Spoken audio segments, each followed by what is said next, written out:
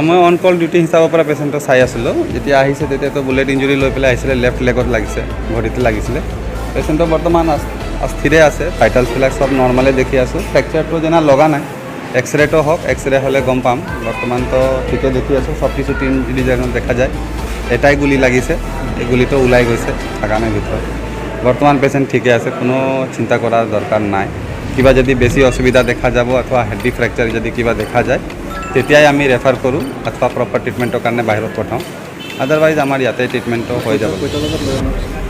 Around about 12:50 আছিলে চাগে, এইটো মনত নাই মানে, এটা ইয়াত এই মাজতে আহিছে।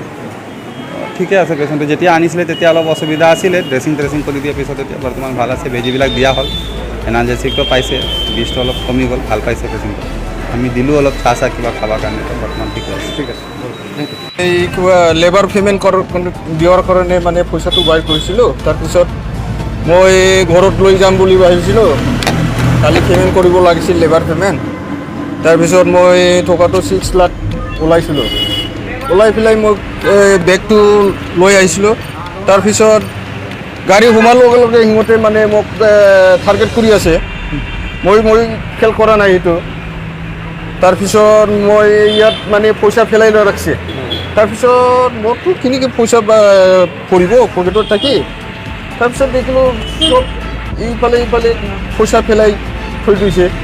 তাত মই দেখি পেলাই আৰু এইটো কিবা মোৰ পৰা পৰিছে নেকি এইটো সন্দেহ কৰি পেলাই মই গাড়ীৰ পৰা এইটো কিবা বেগটো ভিতৰত ৰাখি পেলাই পইচাটো উঠাইছিলোঁ। আৰু তাৰপিছত মই লক কৰিছোঁ, এনেকৈ লক কৰিছোঁ, কিন্তু লক হোৱা নাই গাড়ীটো।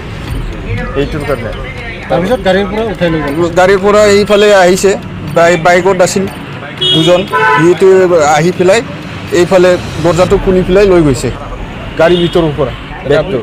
আপোনাৰ কি নাম আৰু মোৰ এই ঠিকাদাৰ কণ্ট্ৰেক্টৰ গজনপুৰী এই নিয়াৰ